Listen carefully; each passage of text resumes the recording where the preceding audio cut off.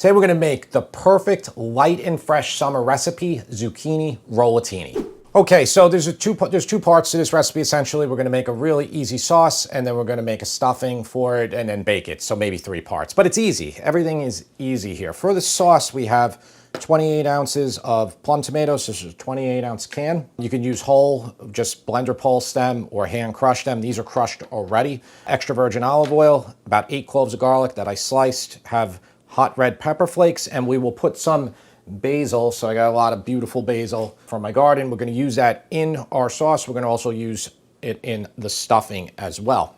For the stuffing, it's very simple. We have 1.5 cups of ricotta cheese. I have 1 cup of shredded mozzarella. Okay, we're going to use most of that in the stuffing, but we'll put a little bit on top as well. We have 1/2 cup of grated Pecorino Romano cheese. I have 1/4 cup of minced flat leaf Italian parsley, 1 packed cup of spinach. Okay, so if I was like really grab this and pack it in there, it's probably a little bit more than a cup, but it's going to be fine to use extra if you like. We'll season this up, basil in here too, and then we'll mix an egg in for a binder. We have our zucchini, which is obviously the star of the show. We're going to slice these really thinly, and I'll show you how to do that right now. Okay, so I have a colander with just a plate underneath, because if you do this long enough, and I do recommend you do it for about 90 minutes, but I'm not going to do it 90 minutes today. But if you do it longer, it will take more of the water out of the zucchini. All right, so we'll just do 1 of them. Okay, you can just cut off the end there. And then since it rolls like this, I would just make it flat, just so you're not slipping all over the place. By all means, break out a mandoline. If you have it, it'll make it simpler if you want to do it that way. But I do find that just like a vegetable peeler, and the ones that go the other way are a little bit easier, but you know, it's fine to do it with this too. And then just grab it, just hold it, and then peel it. And you could take all the pieces. You don't have to take the skin off of it. But we're just going to get really paper thin slices. Okay. And I'm going to go pretty much right till I start hitting the seeds here. You could go a few more levels down, but then after that, I wouldn't do a ton of seeds. Okay, and that's where I would stop on that one. You could turn it over, and now you could do the other side as well. Okay, and then after you do your 2 sides, you could also do this side, because we're just going to be stacking these all on top of each other, so it doesn't matter if some are thinner or you know, and some are wide. Same thing on both of these sides.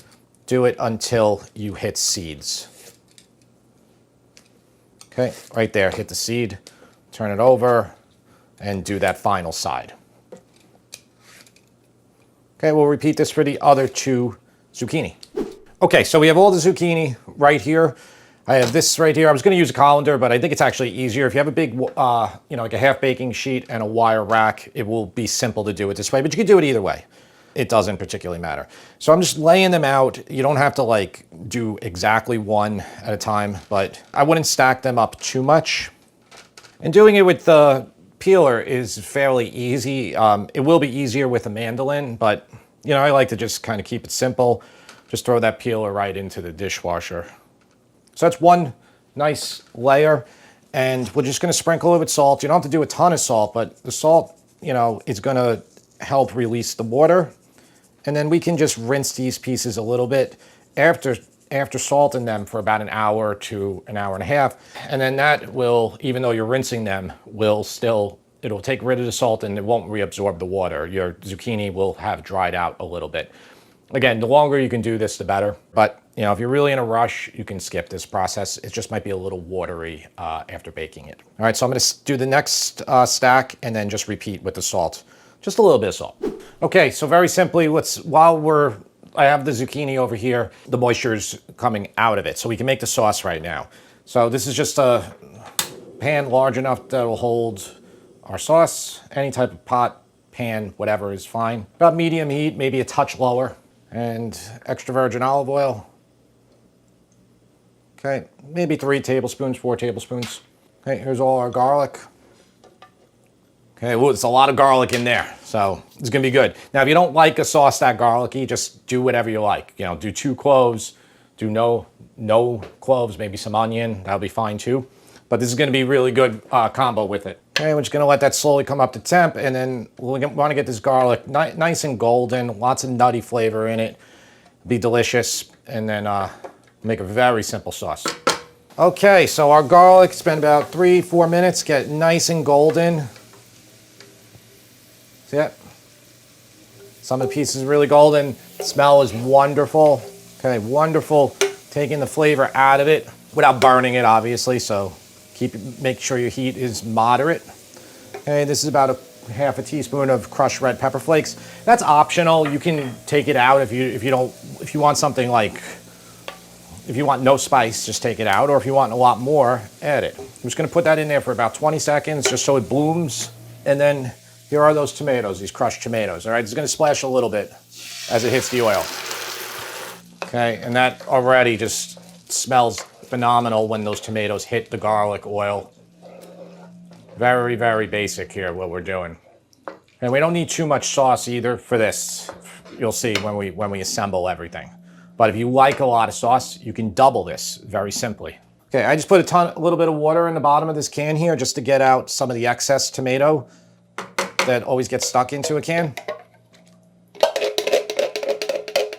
So let's just bring this to a little lively simmer for a couple minutes. Just take a little bit of the water out of it, just like that. These are fairly thick tomatoes. It'll depend what brand you buy too, how much water's in the can. This is pretty good already. Okay, I'm just gonna lower it now to the lowest level my burner will go. I'm actually gonna put it off to the side here. So this is essentially like, you could keep it on the lowest setting, or you could even just keep a cover over it. I'm just gonna put in a few, like 3 basil leaves, okay, just to flavor the sauce right now. And then we'll add a little bit more basil after to this sauce. All I want to do now is just taste test this for salt and pepper. Very good. Just a pinch. Okay, and I'm putting a touch more red pepper because I like that, but go to your own taste. All right, simple as that. I'm going to take this off to the side. Then we'll start making the stuffing. Spinach. All right, we just want to wilt this. We want to take the water out of it. Okay, simplest way to do this is going to be the microwave. If you are opposed to using a microwave, do it however you like. You can steam it, you can bring a pot of water to boil, throw it in for a little bit. But all this is going to do, especially with the plastic on top, is it's going to steam it, all right? There's water in here, we need to get it out. I put it in for about 1:30 to start, and we'll see if that's enough. Okay, so that's 1:30 on my microwave, but you might need a little bit more or less. Just be careful you don't burn yourself here. So this spinach is super hot right now. See if there's any water in it. You could just pour it off initially, but we really got to squeeze the water out of it. If you have a bigger towel than this, just get a clean kitchen towel. And honestly, I would just give it a couple minutes before you even try to squeeze so you don't burn yourself. That's what I'll do.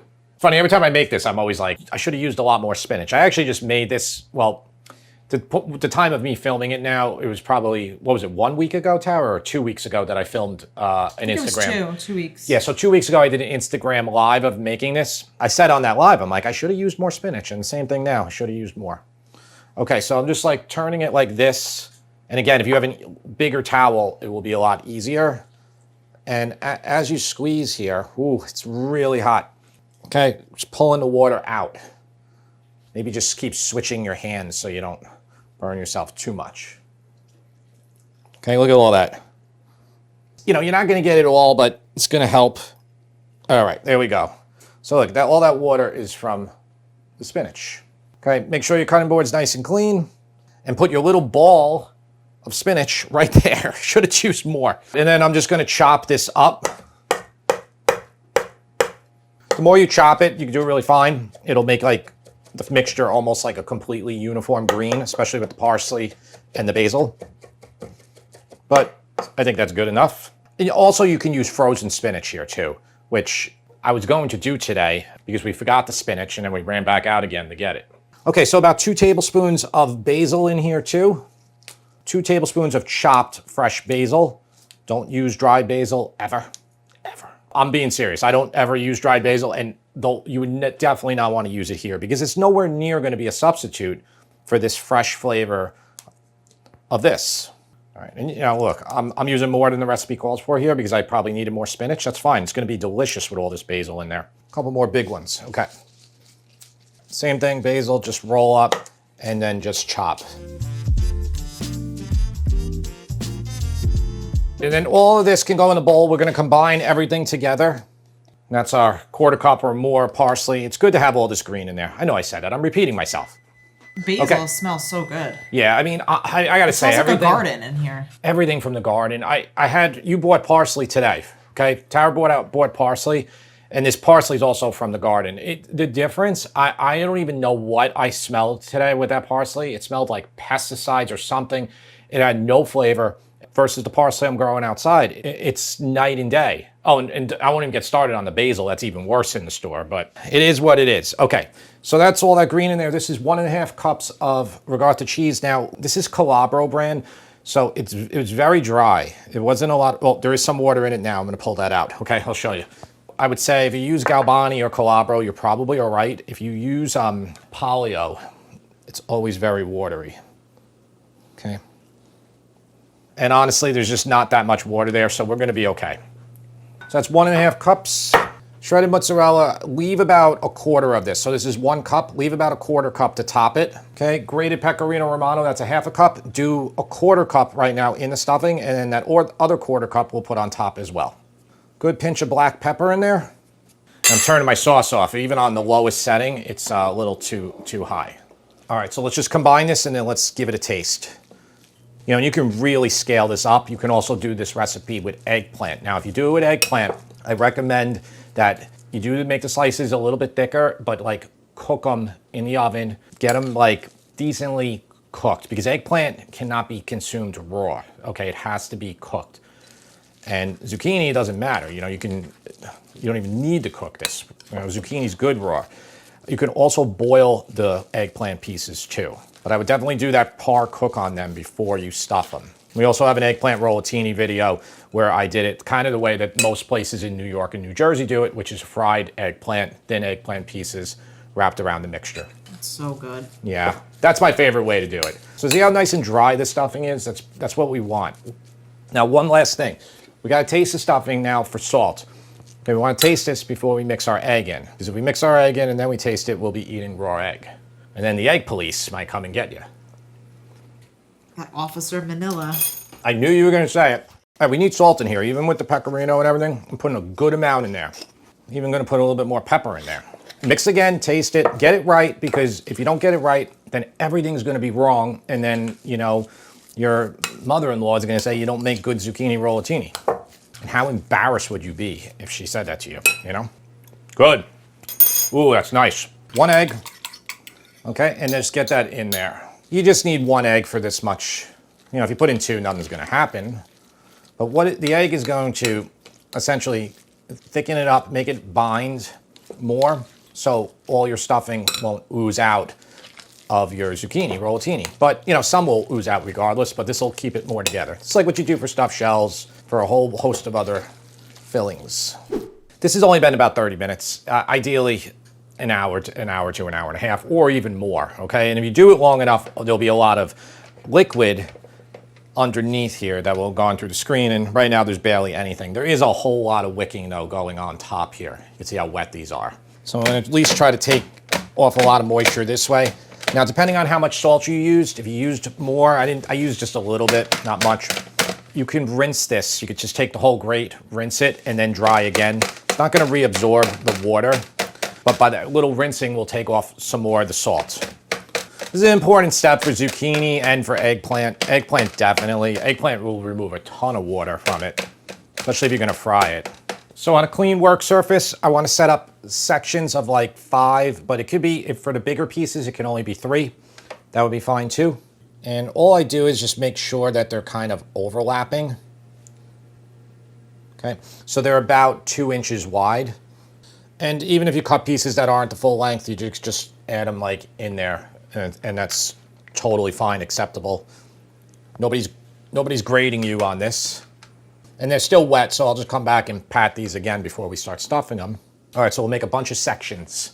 So you might end up having more zucchini than stuffing. If that's the case and you're getting towards the end, you could just add some more zucchini together. I have like 6 more sets over there on another cutting board. I'll start in the middle here. You can put the stuffing kind of towards the end here. And I'm using about 2 to 3 tablespoons worth. All right, I think I'll probably have right about the right amount because I have enough for about 6 more over there. Okay, and then very simply, I'll just start here so I can get these out of the way. Okay, just like this, and just roll them up like so. If you have more thicker pieces, it's a little bit easier, but it's not really a big deal either way because we bake these seam side down and everything stays together with the sauce and the cheese for the most part. I just take my fingers, I can just push it in a little bit as I'm rolling. And it's a very simple process to do this. My oven's set to 400 degrees Fahrenheit, and then here is the sauce. Now, my sauce has been on there for a while. If it's a little too thick, you can put a touch of water in, but remember the zucchini, the water and everything is still gonna come out into the pan when we're baking it. Okay, that's how it is right here. And you can use a baking dish, you can use, you know, just a pan, any type of pan really. It doesn't have to be stainless. And it's, for the amount we have, it's gonna fit perfectly into a 12-inch pan. Okay, so I'm just gonna put a little bit of sauce there. Yeah, this is a little thick, this sauce, so I'm thinking with the water from the zucchini, it'll loosen up enough. So I like to just arrange them like in a circle. This is a good dish to make like double the amount because it freezes really well. Yeah. And then it's almost good like if you save it to like the fall and if you just want like that last bite of summer, you I have agree. it in the freezer and you pop it out and heat it up whenever you need that. Definitely. You know, zucchini's become so popular that people eat it all year round, but I definitely associate it more with the garden during the summer. Yeah. And, you know, the stuff, I actually have zucchini in my garden. They're not the biggest ones yet, but they're gonna grow fast. They're infinitely better than anything in the store. It's almost like lasagna roll-ups, but with zucchini instead of pasta. So it's like really good if you are trying to do low carb. It's definitely one of those keto ones, I would say, because these 3 zucchini, the amount I use, you're talking like maybe 6 grams of carbs or something very low. That basil I'm supposed to put in the sauce, but I'll just sprinkle some here. You could put this on at the end too. Okay, and I'm just putting a little bit of sauce on these on the top. If you see on the attached recipe, the printable recipe, the sauce looks covered more. I use a different can of tomatoes. These cento were much thicker. That gave me a little bit of a looser consistency. This is gonna be a little thicker here, but it's still gonna be great. 1/4 cup of shredded mozzarella we can just put around. Okay, and then the 1/4 cup of Pecorino Romano. I just want to talk about like audibles and stuff. So say I put this in the oven, check it 15, 20 minutes. If it's starting to dry out, I'll just put a little bit of water in there or even a little bit of white wine or something and it'll just loosen it up. But I think we're still going to be fine. All right, so I'm going to put this in the oven for 20 to 30 minutes at 400 degrees Fahrenheit until the zucchini, like when I poke it with a fork or a knife, is nice and tender. And then right at the end, if you want, you could hit up the broiler for like 1 to 2 minutes. All right, simple as that. It is a really healthy one. I mean, we were doing the nutrition information for this and 4 servings, and each serving is only 300 calories. So it's, you know, it's not quite a dinner, I would say. I would have like a really big salad with it, maybe like a loaf of bread, but it's kind of a light summer meal. It could be a side too. Yeah. Like if you're like doing like chicken on the grill or something. Yeah, It's good. yeah, for to sure. get that. So that's how it looks right at the 20-minute mark. You can see how even was thicker before, now the moisture from the zucchini and the mozzarella, everything will start to come out. We'll check the zucchini for doneness, and this can definitely go another 10 minutes. Nothing's gonna happen if it goes that long. My concern was just it was gonna dry out, but that's definitely not the case. So we'll hit it up for another like 5 to 10 minutes and then hit that broiler right at the end. Tara is the taste tester today for this one. James isn't available, but James isn't the biggest zucchini fan either, right? Yeah. How convenient for you. But you like zucchini. Oh, I love it. All right, so let's see what you think. Okay. Not that this is a new recipe for you or anything. You've had it many times. I love it. And you know, if the zucchini's hard, maybe I should have cooked it another 5, 10 minutes. I think it's fine. And zucchini is obviously something that can be eaten completely raw. Yeah. So it's not as important, but it's really good. Maybe go a touch longer, and you know, for some reason, if you think you're drying out, you just put foil over it. But that's why I said just test it like with a knife, and get it to how you like it. How's the flavor of the stuffing and everything else. It's so good. And the sauce. It tastes like summer because you have the freshness of the basil and the zucchini and the filling and the marinara. It tastes like a summer garden. Summer garden, huh? I agree with that. This is one of my favorite lighter things to eat, though I probably end up eating half of the pan right there, which still isn't bad for you. No, but it's delicious. Now people are probably going to ask, can you do meat in there, which would really bulk up the calories? Of course. Yeah, It actually would be delicious to put some ground sausage or ground beef in there too. Actually, one of my favorite recipes that you make are the sausage stuffed zucchini boats. So it's like similar flavor, just with sausage and no cheese, but so good. Over salty, or was it salt fine? No, Salt it's level fine. And I'm like really picky with salt. This Yeah. was not over salted at all. It was great. Okay, let me try a little bite here. It's definitely lighter than eggplant rollatini, which I love. Anytime we go to like a family gathering or something, I feel like somebody always has eggplant rollatini, but that's heavier because it's breaded and fried and then rolled. yeah. You can tell that this is Healthy. relatively healthy. But a lot of times, I mean, the eggplant doesn't have to be fried. It can just be done No, like yeah, it this doesn't, too. but that's kind of how it's made here in New York. For sure. This is delicious. I really like this one. I would have cooked it another 5 minutes. I think my oven is messed up. I honestly think if you follow the recipe at 400 degrees, it's probably will be 30 minutes will be more than enough time. I really think that oven is, I think I need to change it. Maybe. Yeah. I love it. All right. Love it. What does it get? Can I give it a 10? I mean, it's Of like, course. it's, I wouldn't do anything to improve it. It's All right. delicious. Thanks so much. All right. That's the book right there. Okay. That's the cover. So it was in back of me the whole time during the video. Once and honestly, by the time this is published, we might be very close to the pre-order date. But once the pre-order dates come out, we will, be mentioning it here in every video. But we'll talk about it more when it gets when pre-orders are actually available. All right. We'll see you next time.